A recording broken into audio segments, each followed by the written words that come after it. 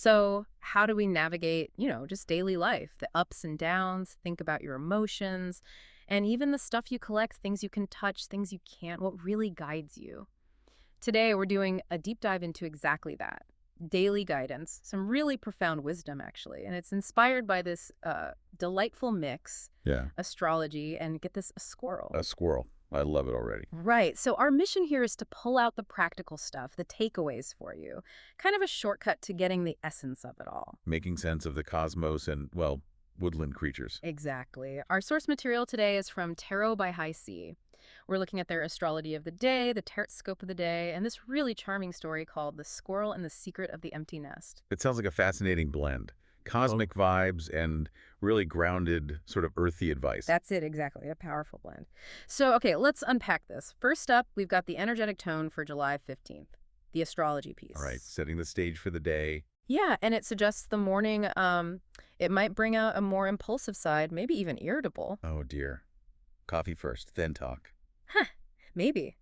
You might feel easily frustrated, especially like if you feel your voice isn't being heard or your opinions are just brushed off. That's a common trigger for sure. But here's what's really interesting. The source points out that even with that friction potential, there's also this strong supportive energy for defending yourself or maybe others, even if you don't feel particularly brave at that moment. Ah, so it's not just about feeling angry, it's about channeling that energy. Almost like, okay, you're fired up, use it constructively. Precisely. Like the universe is nudging you. Use that fire for good. That's a much more empowering way to look at morning grumpiness. It's an insight, really, into how our assertiveness might be, well, heightened. And it shows us opportunities to stand up for things, even if we feel a bit vulnerable doing it. Totally relatable. I mean, who hasn't felt that flash of irritation when something feels unfair first thing? But that call to action, even without the courage, that's powerful stuff. So then, as the day moves on into midday, the vibe shifts. The energies are described as flowing more effortlessly, more easily. Like a breaker. Yeah, exactly. A moment of like perfect emotional clarity. It's a chance to restabilize, maybe patch up hurt feelings from the morning or handle any consequences if you acted without thinking. Okay, a reset moment. That's useful. Definitely. And the advice here is pretty crucial. Avoid feeling you need to say everything you're feeling, every little passing emotion. The internal monologue doesn't always need an external broadcast. Right. Sometimes silence or just internal processing is the way to go. Good advice. And then what happens as the day winds down? Then tonight, the moon shifts into Aries, which is known for its direct, fiery energy, right? Yeah, action-oriented. Totally. So this marks a fierce awakening, as they put it. Compassion and fire, ready to act on insights maybe from dreams or just from really processing our deeper feelings. Wow, so it's quite a journey through the day. Potential friction, then clarity and mending, and finally into this like proactive, intuitive evening space. Exactly. It really lays the groundwork. It's like that daily weather report for our inner world, isn't it? It prepares us, sets the scene for the deeper wisdom we need to absorb. And what's really fascinating, I think, is how these energy shifts line up so well with the themes from the TarotScope, the squirrel. Yes. Okay, so let's get to the squirrel. Because this adds such a rich layer, the TarotScope for the day focuses on the squirrel archetype. The star of the show. Indeed. And it brings these core themes. Preparation, naturally, but also resourcefulness, lightness, and this is key releasing clutter. Both physical and, importantly, emotional clutter. Both kinds, yes. It's all connected. And that resonates so much, this idea that true freedom, maybe true preparedness, isn't just about what you gather, but about the space you create. Readiness, not just, accumulation. That's a beautiful way to frame it. The source really pushes us to tend to both our inner and outer worlds, with care, with foresight.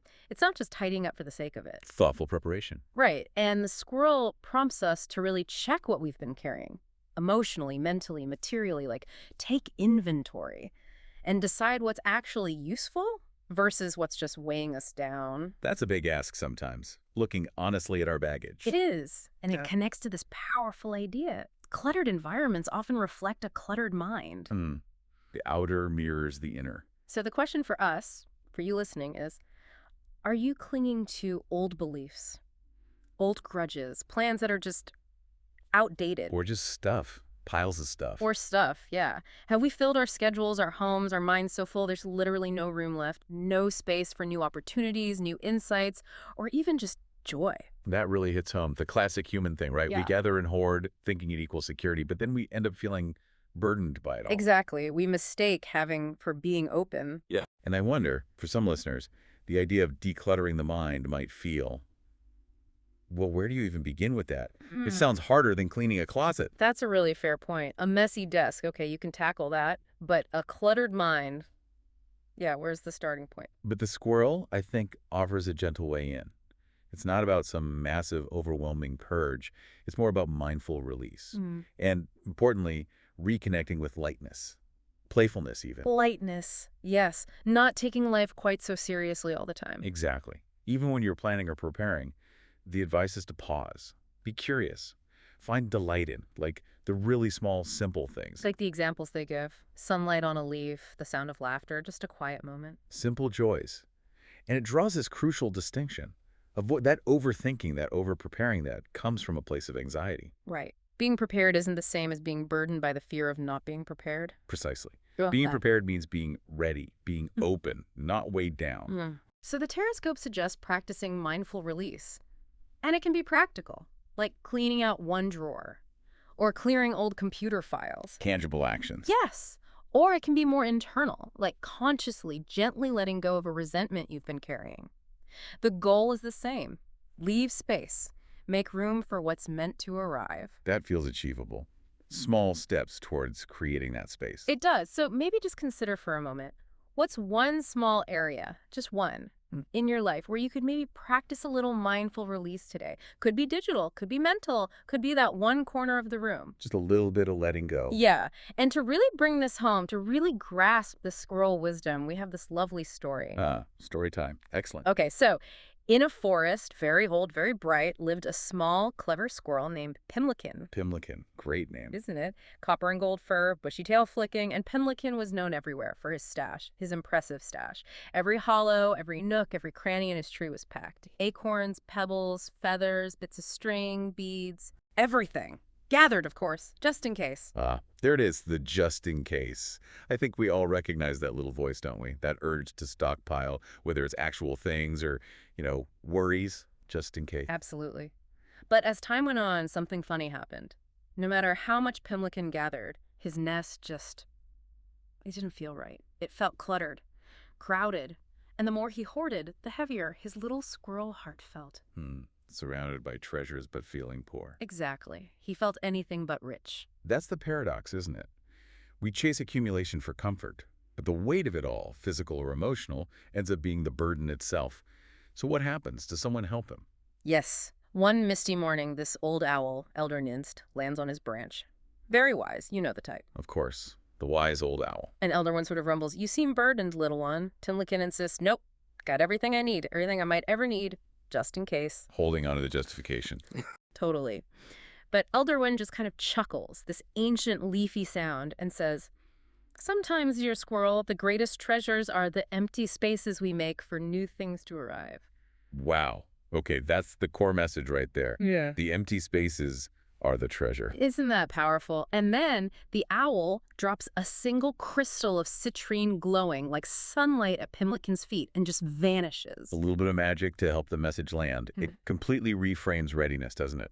It's not about how much you have, but how much you're open to receive. Exactly. And something just clicks inside Pimmlekin. He looks at his huge collection, and for the first time, he doesn't see the items, he sees the weight they carry. The burden. Yeah. And so, one by one, he starts letting them go, places a feather on the breeze, tosses a bit of string into the stream, buries a shiny bead near a little sapling. Oh, that sounds so freeing. Just the act of releasing. It's deliberate, mindful release. Can you imagine how that must have felt? That lightness spreading as the burdens literally float or sink away. It's such a beautiful picture of what happens when we let go of our own internal clutter, too. The old hurts, the outdated beliefs. And the story says the whole forest felt lighter afterwards. His nest got emptier, but his heart felt warmer. Less stuff, more warmth. And in those empty spaces he created, something new arrived. Not more stuff, but the sound of wind in the branches, the sparkle of dew, the simple, gentle joy of just being. doing nothing at all. That's beautiful. The arrival of peace, of presence. And from then on, Pimmlekin still gathered things sometimes, but differently. Not out of fear, that just-in-case anxiety, but more for, like, the delight of finding a pretty stone, or appreciating a colorful leaf, or the warmth of a good acorn. Gathering with joy, not anxiety. Exactly. Knowing he could enjoy it, and then let it go when the time was right. His whole relationship with having changed. That story just wraps it all up so perfectly. Prepare with joy, not fear.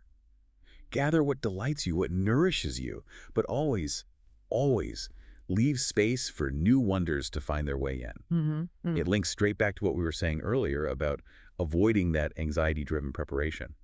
Embrace the lightness. Be ready and open, not just burdened with just-in-case scenarios. It really makes you think, doesn't it? It does. So maybe take a moment now listening to this. What treasures might you be clinging on to a bit too tightly? What hoard, physical or mental, is maybe weighing you down?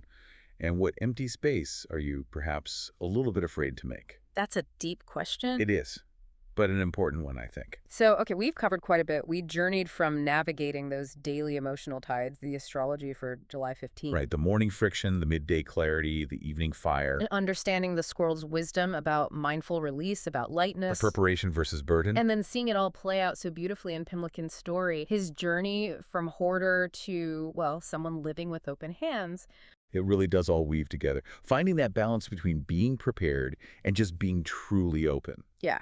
So here's maybe a final thought to leave you with. Okay. If true readiness, true preparedness means having that space for what's meant to arrive, then what future opportunities or connections or maybe even new versions of yourself, what are they waiting for? Waiting for you to create that essential empty space they need to actually flourish. Exactly. What could you release today? Not thinking of it as loss, but maybe making room in anticipation of some new wonder arriving.